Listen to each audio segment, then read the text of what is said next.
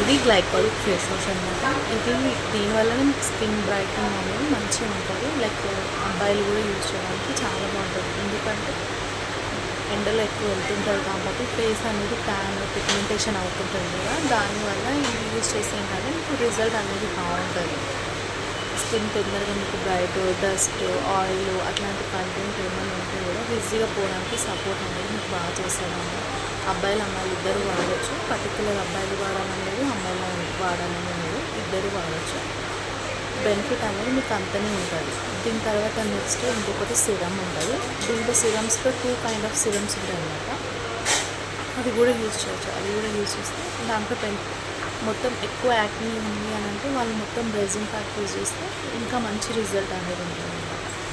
Use చేయండి, చాలా బాగుంటుంది. అయితే మీకు